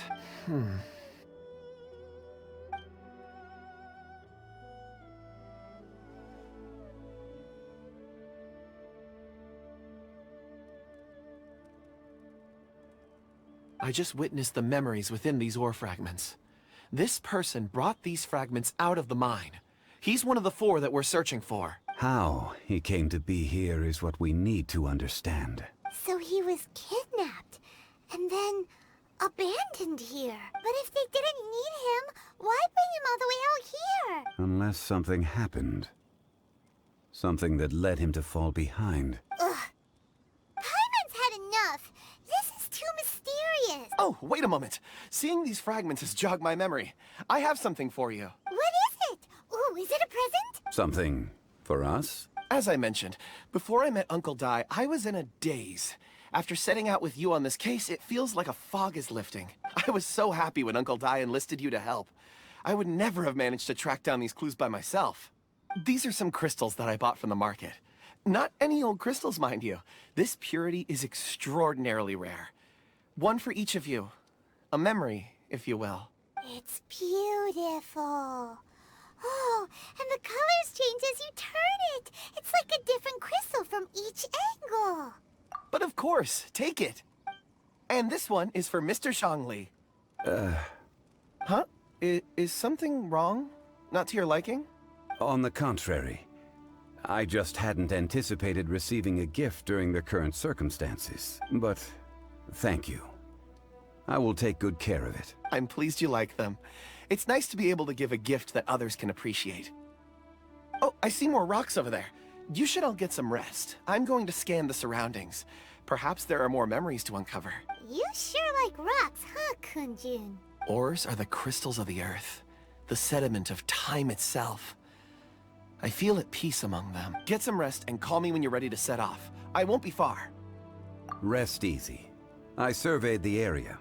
There's no danger here. Oh, however, there is something I wanted to discuss with you. Huh? What's with the seriousness all of a sudden? Traveler, does Dragonfall mean anything to you? You mean the ore that Kunjun's looking for? What's so special about it? Dragonfall is an incredibly rare ore used in forging. The majority of regular crystals are formed in high-temperature environments. Dragonfall, on the other hand, is formed as a product of elemental reactions. Elemental reactions can produce material objects? Indeed they can. However, only a minority can survive for long periods of time. Dragonfall first emerged in the midst of a great battle, thousands of years ago. Powerful clashes of elemental energy gave birth to elemental crystals. When the fighting ceased, these geological remnants were miraculously preserved. And yet they are crystal creations all the same. Few and far between, relatively unknown.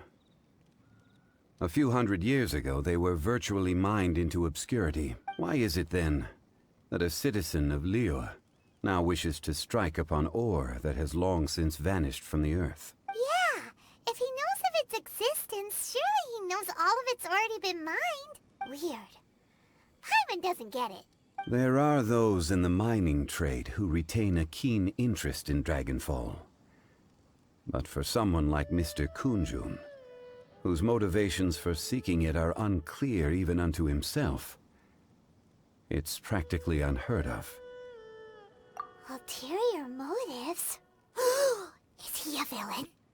A conclusion that is presently impossible to reach. We must watch and wait. Don't forget, rescuing those miners is the primary objective. As for anything else, sooner or later the tide will reveal the lie of the land. We're drawing closer to our goal. I believe we should continue to follow this road through. Now that we've found one, the others won't be far away. When you're well rested, call Mr. Kunjun over to us. We still have more investigation ahead. We should ensure this miner is settled here at the camp.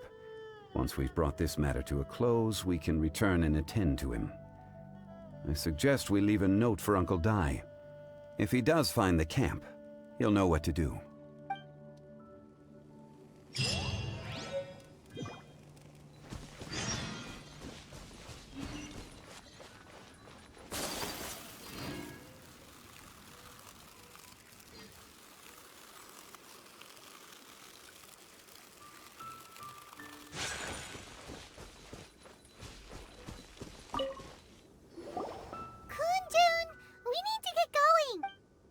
No problem. I'm done here. Any results, Mr. Kunjun? There are many beautiful rocks here, but nothing out of the ordinary. I couldn't find any clues. Then again, the memories of ore can shift with the passage of time and the changing of the environment. Difficult to say. I feel that ore memories tend to be from the recent past. So there's never any ancient memories? Rocks endure, but as eons pass, their memories are erased. Those memories that survive are rooted in powerful emotion or thought. That makes sense. It is the same for people. Indeed. Let's keep going.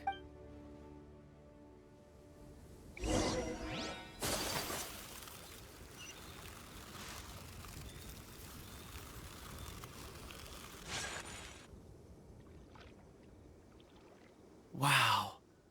Such an immense tree. And there's so many mysterious-looking crystals up there, too. Amazing! This ancient tree. Let's conduct separate investigations. I'll take that area. Perhaps you could survey this section. All right, then. Kunjun, can you see anything worth investigating? Well, there is this stone tablet here. Doesn't seem very interesting. Paimon's gonna look over there. Huh. It's worth a try, surely. Let me see. Oh!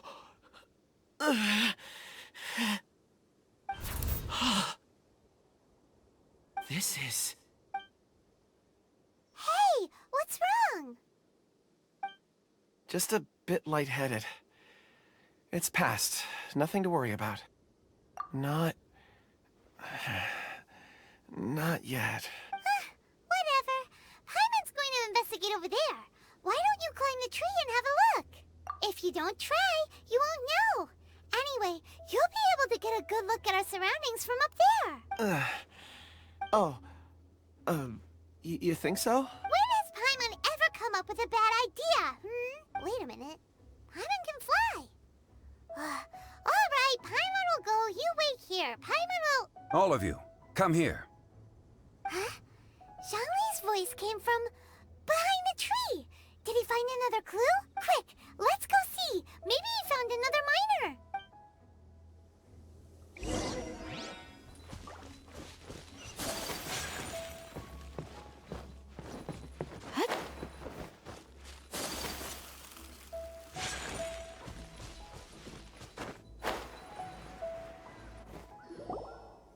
This has been newly dug.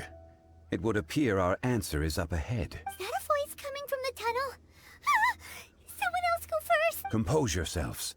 I will lead us in. There is an unusual presence emanating from inside the tunnel.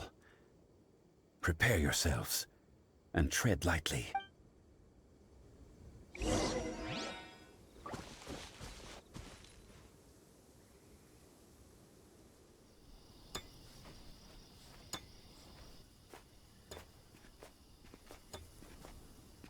Huh? Listen. The missing miners are here. What are they digging for? I'm afraid that this whole tunnel is the fruit of their strenuous labor. Huh? That gate. Has it been there all along? Digging a tunnel to this ancient seal. Had they not been discovered, they would undoubtedly persevere until they opened the gate.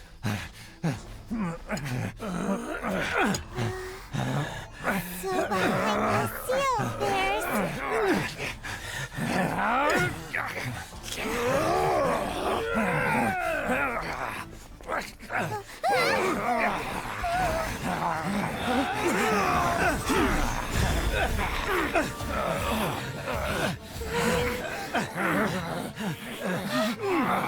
What do we do? We can't hurt them!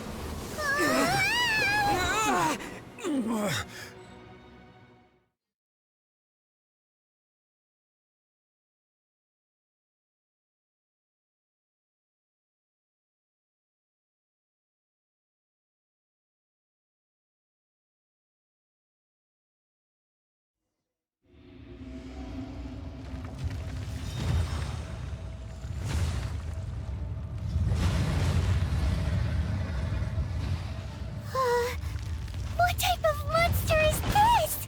Morax, you arrive at my doorstep of your own volition. Excellent. Taking revenge for sealing me away will be all the easier. So, the little girl is your power incarnate. But if you recall, Azdaha, this is not how we intended for events to transpire. Waste not your words. Your life is mine.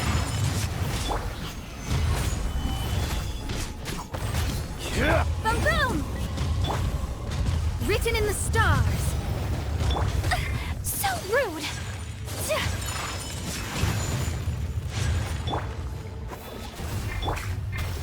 Crumble! Incinerate!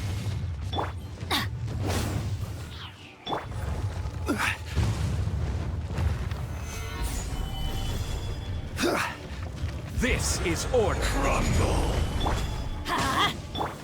Whirling snow. Yeah! Motion to compel. Breath of the flame. Is once not enough? You would forsake me again? If that is what you choose to believe, so be it. He who bears the weight of memory is destined to shoulder the burden of truth, as it ought to be.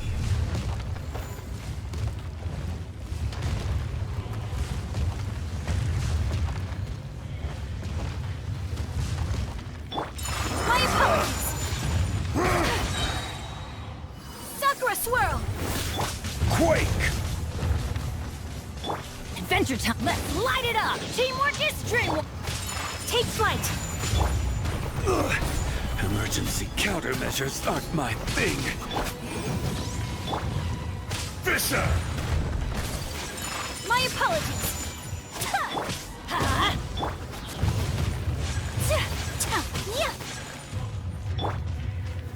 Gather! Morax! You think you can destroy me?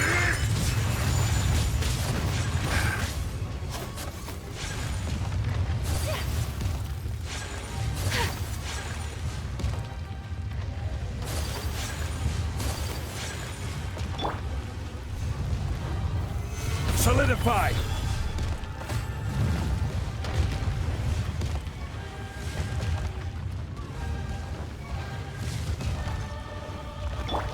Whirling step! I will have order! Off we go! I'm going in! Time for your arraignment! Crumble!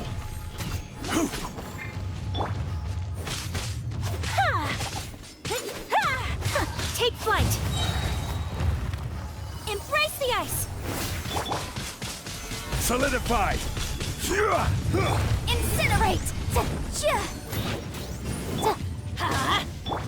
My apologies! There is no atonement!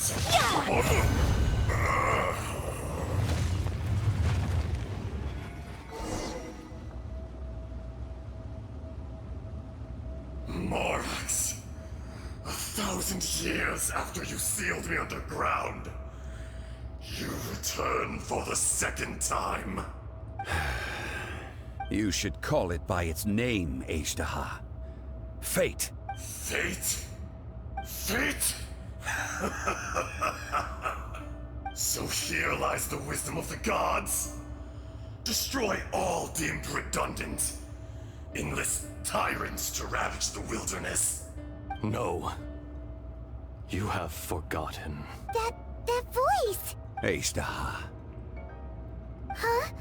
Kunjun? Morax. It's been a while. You're... Azdaha. The very same. During the battle, you imbued us with your power. Yes. It was all I could manage. Forgive me for concealing the truth, traveler. There were things that only became clear to me upon reaching this tree. Allow me to elaborate. I am not Azdaha the whole, but a fragment. Heaven and earth. Yin and yang. Opposing forces. You can consider the existence of me and the Azdaha you see there to be a reflection of such polarities. We are a schism of the will of Azdaha. So there are two Azdahas? No, it can't be. That's impossible. When the seal loosened, your power manifested in this world as a child. With this new identity, you were able to vent about the forces that suppressed you. But would anyone listen? Would they even care? That's when it occurred to you. The loosening of the seal constituted an opportunity to strike back. Kidnapping the miners was all in aid of digging to the entrance to the seal itself. Your plan was to launch an attack on both ends, from outside and within, thereby fully destroying the seal. The audacity! Are you insane? If you truly are a part of me, how is it you find yourself standing on the side of the betrayer? I was another power awakened with the loosening of the seal. Too weak to reincarnate, but strong enough to possess a human body. I was barely conscious. I couldn't remember who I was. Only the past would elicit a reaction from me. But my aim was clear. Find Morax. and aid him in stopping you. I had sensed that something was amiss when you mentioned Dragonfall. Had your power been but a little stronger, I would have recognized you. Don't blame yourself. I have changed beyond all recognition. Only when I touched the stone tablet did I truly remember. It's been so long. A secret beyond all comprehension of youthful humanity and ancient dragonkind. Morax, do you want to tell the tale? There would be no harm in it. The decision is yours. You haven't changed. Then allow me. Azdaha was once a friend and ally of the Geo-Archon Morax, with a lifespan far exceeding that of mankind.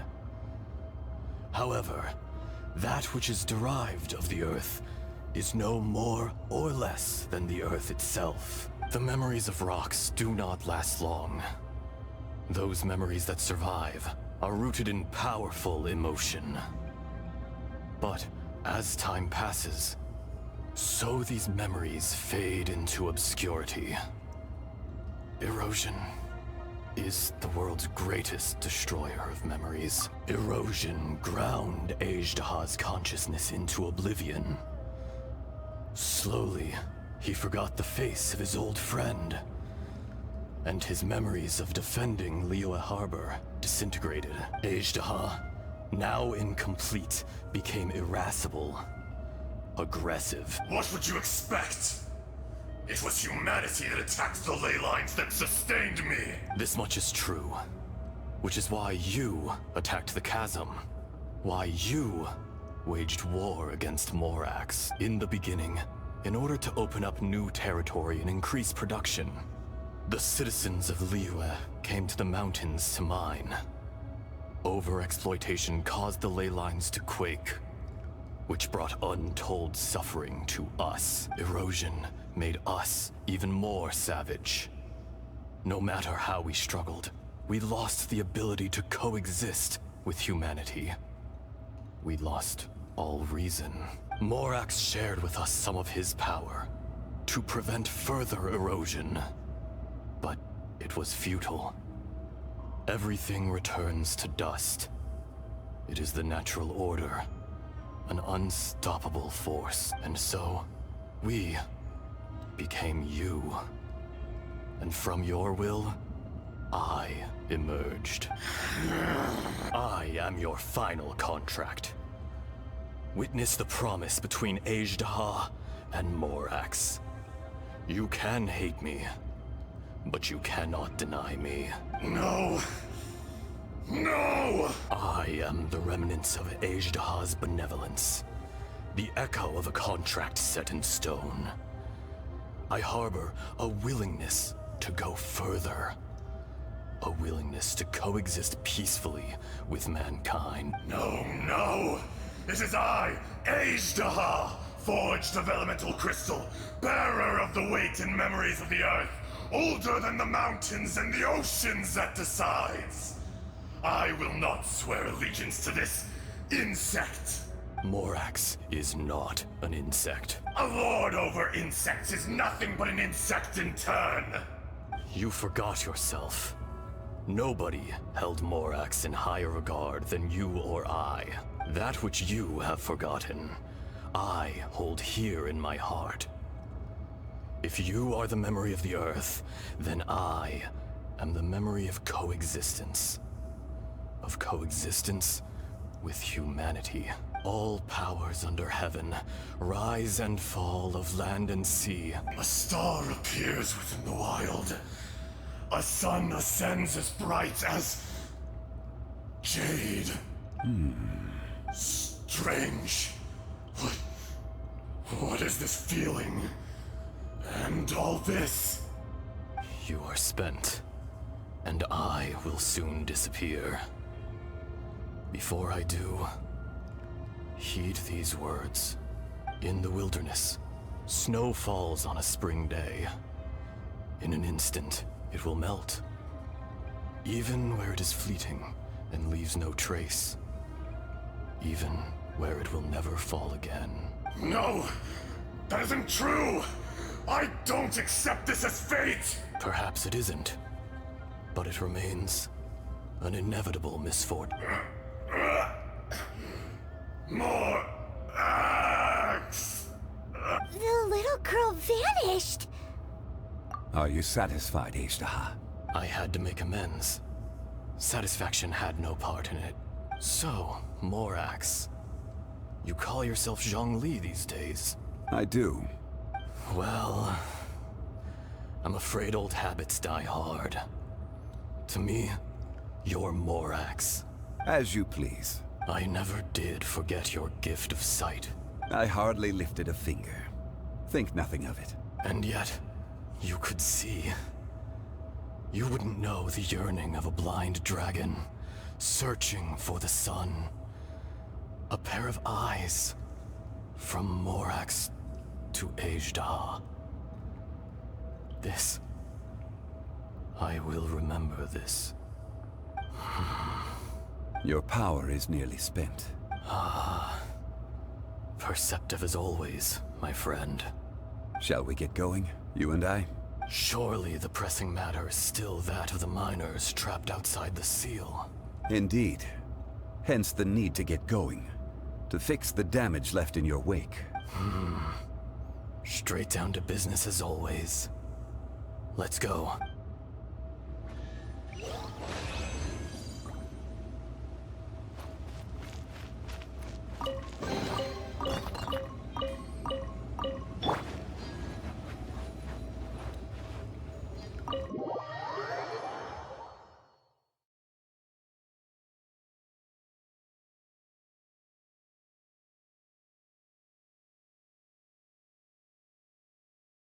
Huh? How did we get here? We need to go back and check on the miners!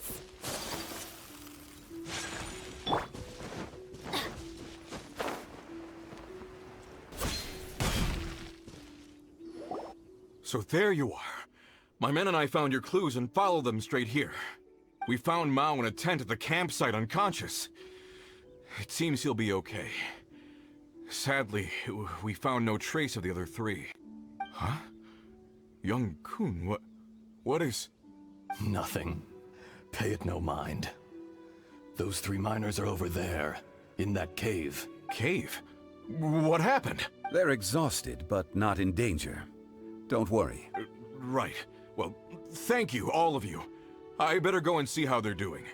So you're taking them back to Liyue Harbor? That's right. Can I come with you? No problem. You rescued my men. I'll be happy to assist all of you in any way I can. I'll be back soon. I need to assess their condition. Kunjun, we should be calling you Azdaha. You're coming back to Liyue Harbor too. Not I. Merely this body. Once I'm gone, the true owner will accompany the miners back to Liyue. Kunjun hails from a family of famous artisans. He too will be famous in time.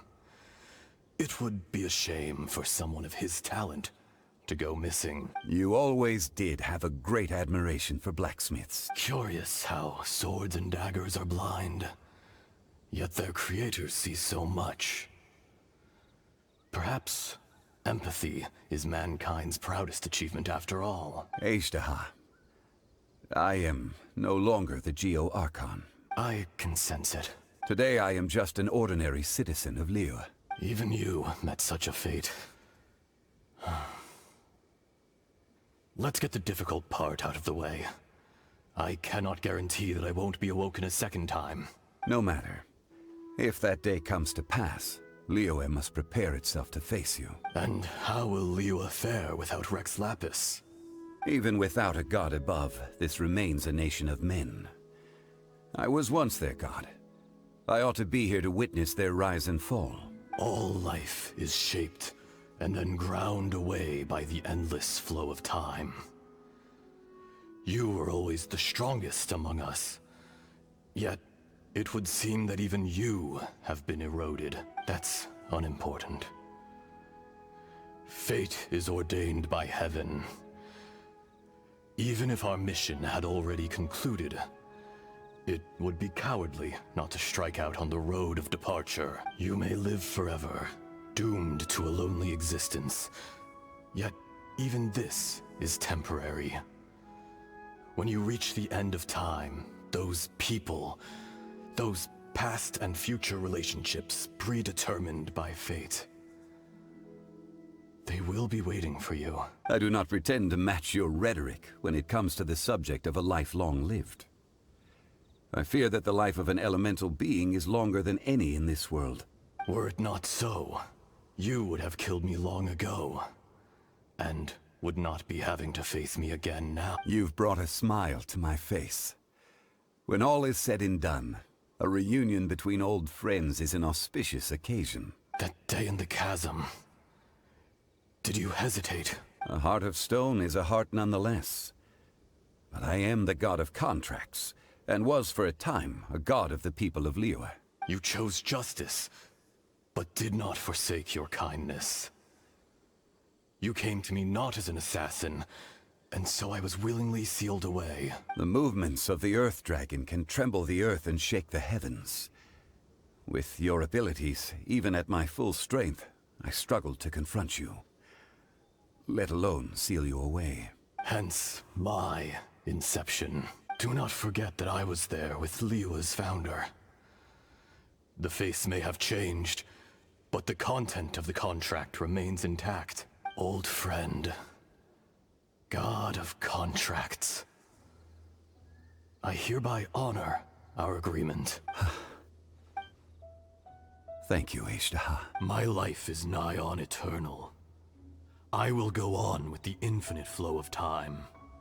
And you, Morax, you too will live for many a day to come. You're leaving? If it is fated, Morax, we will meet again.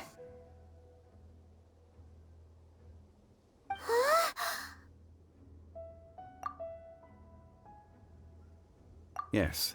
Don't be alarmed. He's only asleep. Whoa. That was so weird. It was like he suddenly became another person. In fact, we have yet to meet the real Kunjun. He was. Centuries may have passed since then, but events from 1,000 years ago remain crystal clear in my mind. In our last tale, Rex Lapis was walking alone in the mountains. He heard a remote voice, unlike any other, coming from a crack in the earth. Most of the ancient geo-life forms that live below Liyue are blind, having not seen the sunlight for an age. The voice was sometimes sad and song-like. Other times it was loud and thunderous. The Lord of Geo searched here and there before finally unearthing a strange stone from the bedrock. That's how Azdaha was. I answered his wish and took him above ground. The Lord of Geo took pity on the rock spirit and carved it into a magnificent work of craftsmanship, a vivid representation of a dragon.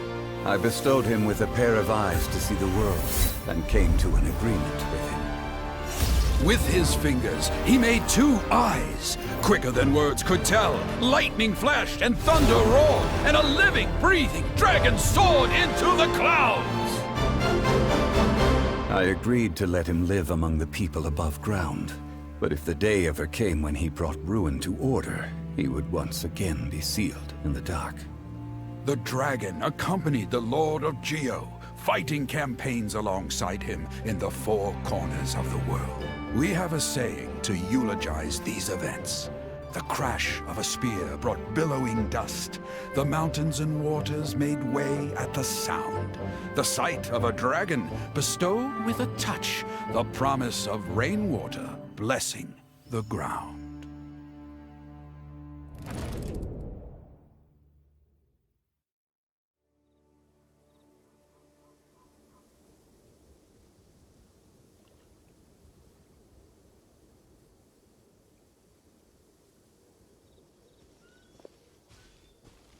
1,000 years ago, Azdaha attacked the chasm. I tried to obstruct him, fighting him tooth and nail down the length and breadth of the mine. Finally, I brought him down and sealed him underground. During that battle, Dragonfall was born. Azdaha could sense the stone. Subconsciously, he wanted to use it to find me. Despite being the victor, I could not claim to be stronger than he. And in his heart, he still retained an ounce of goodwill towards me, towards Liyue, towards life above ground. He was willing to be sealed away, but as the erosion set in, he forgot. Even I cannot avoid it, but there is something I understand better than most. When the door opens, it is time to leave. The greater the power, the greater the danger erosion may bring about. The millennia may come and go, but even a stone may tire. Personally sealing away an old friend. This is just one form of erosion I have endured. People abandon and surrender the things they love to pursue the right path. Perhaps this is the erosion imposed on me by the natural order of this world. That I was a god of mankind. My identity may change, but my eyes will bear witness to the history of humanity. You still care a lot about Liyue. Call it part of my duty. I must thank you both. No worries. Oh? About what? Oh yeah, Paimon nearly forgot. So, not long ago, we met a guy called Dane. He told us about Conria and the punishment of the gods. That's when we realized that those events were connected to the person we're searching for. Zhongli, you're a god. You've lived through thousands of years of history. Surely you experienced the incident? I cannot say. Why? You can't even give us a thread of information? This is so important to us. I understand. But I must apologize. This is my contract. You mean another past grievance? Like the incident with Azdaha? Too painful to talk about? It was signed before it all began. I have always honored the contract. And kept my silence. How can you be like that? You two are friends to me. I can assure it brings me no pleasure to disappoint you. But as the god of contracts, I cannot go back on my word. Would you be ready to find out? It appears your understanding of this world continues to grow. There are many events of ages past. Many secrets that lie hidden. They have been eroded by time. Forgotten by the people. But you are capable of finding them and bringing them into the light. Those who come to witness will witness. Those who are born to remember will remember. If you take the same road as that person, there may be more difficulties ahead. But as long as you firmly believe that you are on the right path, everything has meaning.